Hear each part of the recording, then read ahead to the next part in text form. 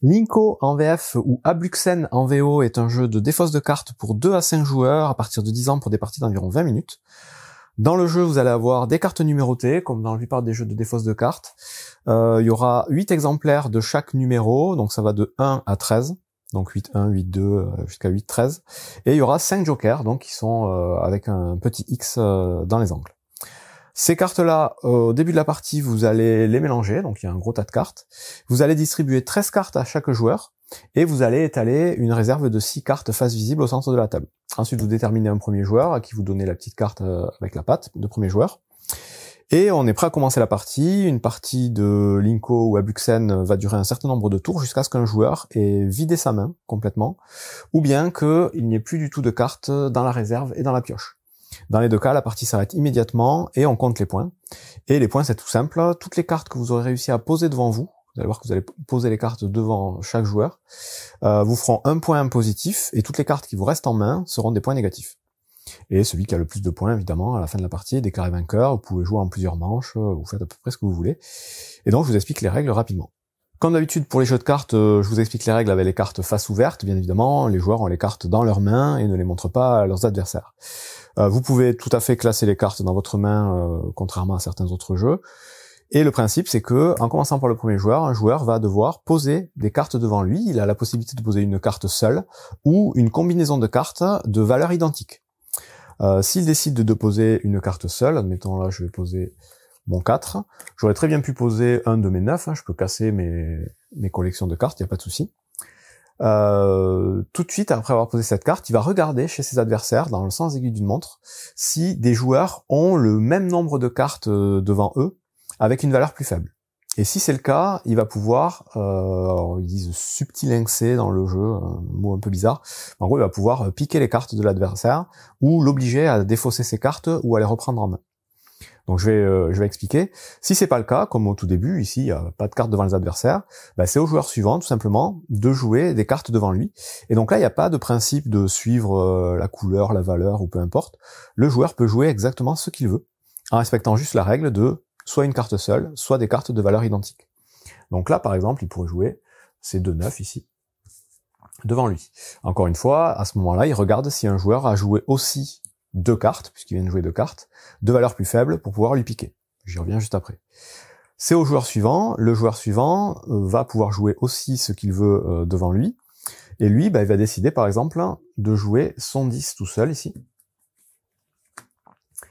Et à ce moment-là, là il va regarder et il y a bien un joueur qui a joué une carte seule devant lui, la même chose que lui du coup, de valeur plus faible. Dans ce cas-là, il y a plusieurs possibilités qui vont se passer. Soit le joueur qui est en train de jouer va prendre la carte de son adversaire pour la rajouter à sa main, et dans ce cas-là, l'adversaire va devoir piocher une nouvelle carte pour remplacer ce qui vient d'être pris, pour la rajouter à sa main. Il peut à chaque fois piocher soit parmi les cartes visibles, soit parmi la pioche. Et si on prend une carte visible, on en remet une immédiatement. Donc il va être obligé de récupérer une carte et il va devoir recommencer à poser des cartes à son tour. Ça, c'est la première possibilité. Si la carte en question n'intéresse pas le joueur qui est en train de jouer, il peut tout simplement obliger le joueur en question, et c'est obligatoire, on se pose pas la question, à soit reprendre la carte dans sa main, donc là c'est au choix du joueur en question, il peut reprendre la carte dans sa main, ou à nouveau la défausser définitivement pour piocher une nouvelle carte. Donc là c'est une carte parce que c'est une bataille avec une carte, mais si on continue l'exemple, donc admettons, hop, il aura défaussé sa carte, il en aura pioché une autre. Voilà, ça n'arrange pas des masses. Si on continue l'exemple, c'est du coup au nouveau premier joueur de jouer. Donc la carte premier joueur, pardon, elle passe de joueur en joueur à chaque fois que c'est un joueur de jouer. C'est pour bien suivre le tour, puisque il y a des interactions et on peut perdre un peu le fil. Donc c'est à nouveau à moi de jouer. Là, je vais pouvoir jouer, par exemple, mes 4-12 ici, parce que les jokers, les X, ça peut prendre la valeur de n'importe quelle carte quand ils sont joués avec. Et si elle s'est jouée seule, c'est la carte la plus forte. Normalement, la carte plus forte, c'est un 13. Bon, mais le X, c'est plus fort que 13. Donc là, j'ai joué 4 cartes de valeur 12. Je dois regarder si mes adversaires ont joué une combinaison de 4 cartes devant eux. Et c'est obligatoirement, ce que je regarde, c'est la dernière combinaison jouée.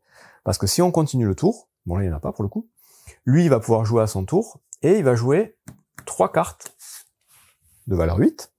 Et les dernières cartes jouées vont venir par-dessus les cartes précédentes. Donc on garde trace de toutes les cartes qu'on joue devant nous, et on les écrase en mettant les dernières valeurs par-dessus. Là, il regarde si d'autres joueurs ont joué 3 cartes parmi les dernières cartes jouées. C'est pas le cas. C'est au joueur suivant. Le joueur suivant va jouer 4 cartes de valeur 3 par-dessus son 10.